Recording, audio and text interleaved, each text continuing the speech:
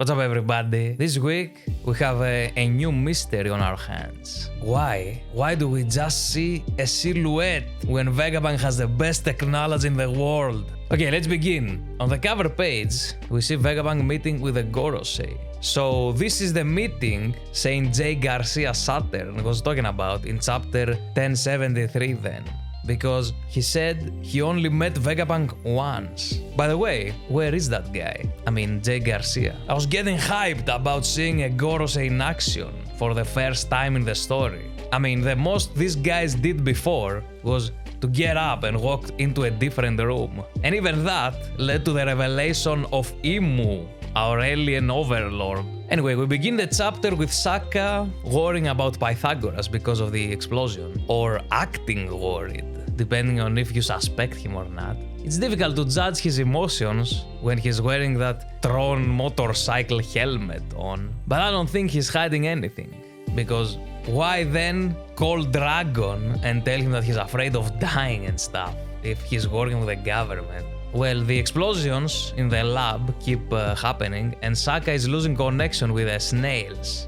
But we do manage to get a glimpse of a shadowy figure.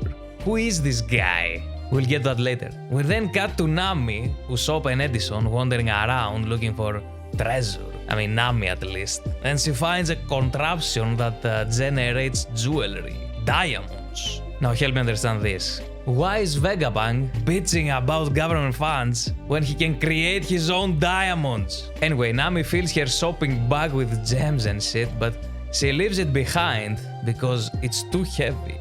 And women only train their glutes, from what I've seen when I was in the gym. Years and years before. I was the opposite, only training arms. I was like, Geo dude. Let's get back to the chapter. Maybe Nami ditching her bag will be bait for Caribou to show his face. He's somewhere in this lab and he loves treasure. If you remember back in Fishman Island, he stole the treasure from Ryugu Palace and then Luffy and Zorro beat him up and made him spit it out. At some point, we should understand Caribou's role in the story. My theory was that Caribou kidnapped Vegapunk and that he's working simultaneously with the Blackbeard Pirates, you know, being their informant. And that he also called them up to come get him. Shiryu could be here already, since he can turn invisible and all. The Blackbeard crew in general has devil fruits that are great for infiltration.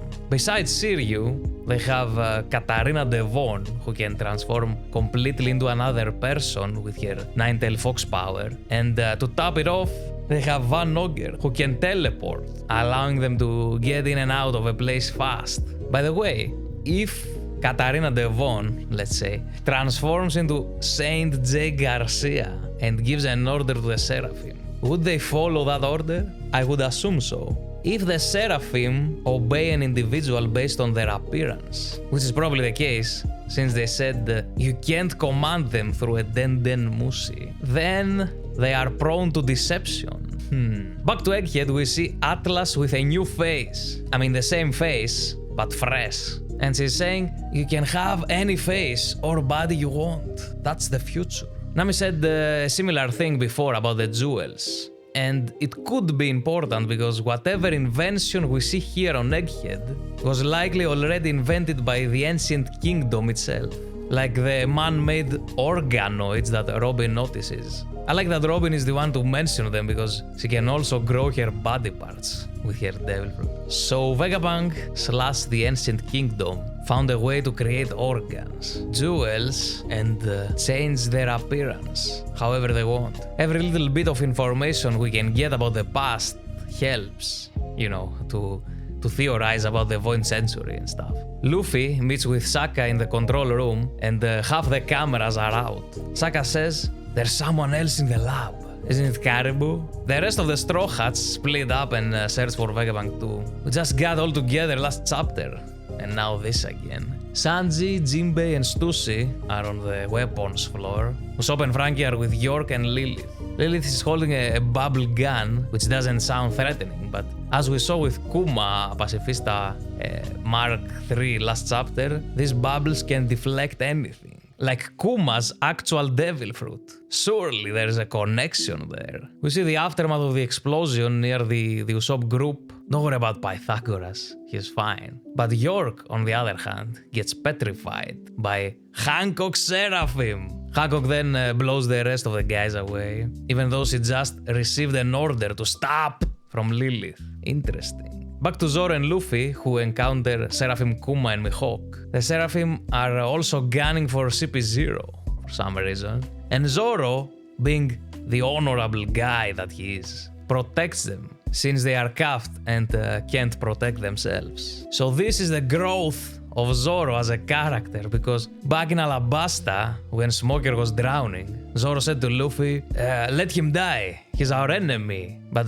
Luffy ordered Zorro to save him. Saka tries to order the Seraphim to stop, but again, this is futile. He says another Vegapunk must have given them the order. So what? You can't do anything now? This is some flawed system. I said in a previous video that they should have a second hierarchy between the Vegapunks because of a scenario like this occurring. I thought that the numbers on the Vegapunks could represent their respective position on that second hierarchy. But I was wrong. Lucci and Kaku wake up and suggest a temporary alliance with the Straw Hats. Sure, why not? The more the merrier. But the question remains, who ordered the Seraphim? Saka said it must be another Vegapunk. But he doesn't know that one of the Gorosei was on the way to Egghead. I think there are two scenarios. First, one of the Vegapunks. But who?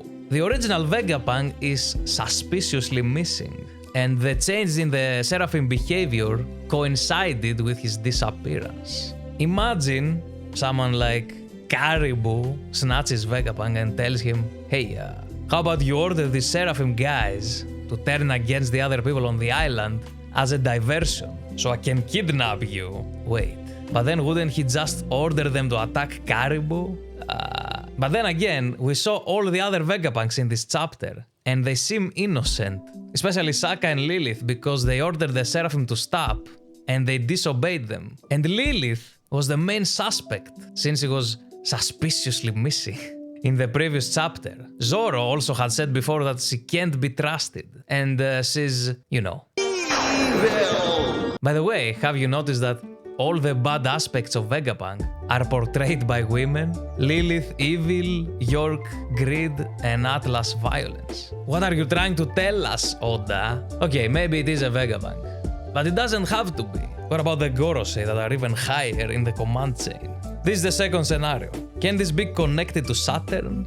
Even if he's not present, he could have an ability that works from long distance. For example, creating illusions, and with his power, showing up before the Seraphim to control them. Would that work? If they just check the appearance as we said before, then maybe. What about mind control? I mean, the Seraphim are living beings, so perhaps they can be manipulated. What else can we throw into the mix? I guess there is a third scenario of someone impersonating Vegapunk / one of the Gorosei. Like the hypothetical with Katarina Devon that we posed earlier. But this is a bit of a stretch. Just a bit. Oh yeah, we didn't talk about the shadow figure specifically. Well, the most obvious answer would be Caribou.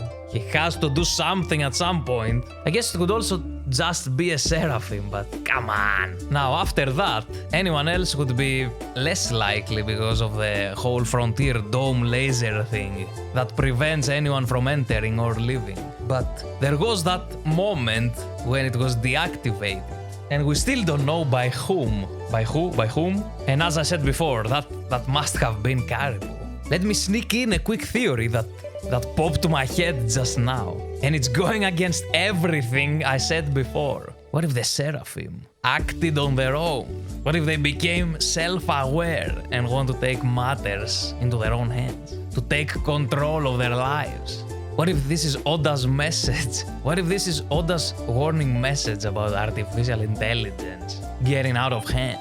By the way, in my previous video, I interacted with an AI, ChatGPT, about One Piece theories. It didn't go very well.